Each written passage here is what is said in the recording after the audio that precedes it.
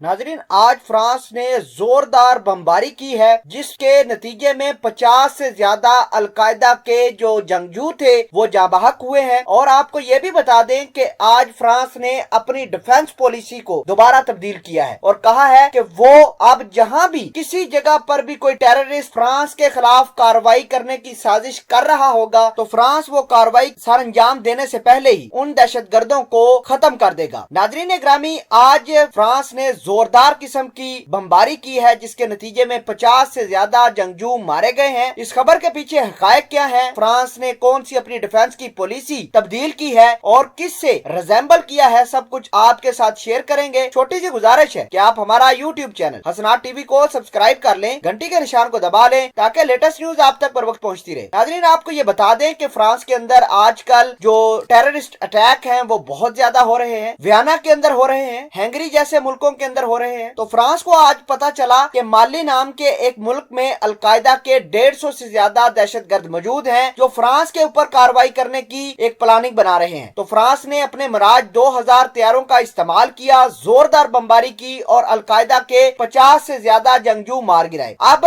France ने यह कहा कि जितने भी इस्लामी मुल्क हैं जैसे कि तुर्की, ईरान, पाकिस्तान, ये सारे के सारे दहशतगर्दी को सपोर्ट करते हैं जिसकी वजह से फ्रांस बहुत ज्यादा सफर हो रहा है। फ्रांस के जो डिफेंस ऑफिशियल है उसने इस बात की तस्दीक की है कि अगर कहीं भी दुनिया के अंदर फ्रांस के खिलाफ दहशतगर्द हमले की प्लानिंग की जा रही हो तो फ्रांस उस मुल्क के अंदर घुसेगा बगैर परमिशन के और वहां पर अटैक लॉन्च कर देगा। और ठीक वैसा ही उसने माली के अंदर किया जिसके नतीजे में अलकायदा के तकरीबन 50 से ज्यादा जंगजू मारे गए हैं। नाज़रीन ग्रामी, इसके अलावा फ्रांस अपनी जो वीजा पॉलिसीज है उनको भी स्ट्रिक्ट कर रहा है और अमेरिका जैसी वीजा पॉलिसी लेकर आ रहा है। मुसलमानों पर फ्रांस के अंदर जो एंट्री है वो बैन की जा सकती है। इसके अलावा फ्रांस के दफाई ऑफिशियल का ये कहना है कि भारत ने जिस तरह पाकिस्तान के बालाकोट के ऊपर स्ट्राइक की थी वैसी ही हमने माले के ऊपर स्ट्राइक की है। अब हमारा जो रिएक्शन होगा दहशतगर्दी के खिलाफ वो ऑफेंसिव होगा ना कि डिफेंसिव होगा। जिस तरह अमेरिका कम्युनिकेशन और नेटवर्क सैटेलाइट का इस्तेमाल करता है, मिलिट्री सैटेलाइट का इस्तेमाल करता है दहशतगर्दों को ठिकाने लगाने के लिए, ठीक वैसे ही अब फ्रांस भी करेगा। और फ्रांस को जहां मिल जाएंगे दहशतगर्द जो फ्रांस के खिलाफ दहशतगर्दी का मंसूबा बना रहे होंगे, फ्रांस वहां पहुंचकर अटैक कर देगा। तो नाज़रीन ग्रामी, बात शुरू हुई थी तुर्की और फ्रांस से, अब पहुंच गई है मुख्तलिफ ममालिक में। फ्रांस और तुर्की मोर्चा खोल दिया है एक दूसरे के दरमियान। दोनों ही मुल्क एक दूसरे के ऊपर चढ़ाई करने की कोशिश कर रहे हैं। फ्रांस का यह कहना है कि तुर्की ने जो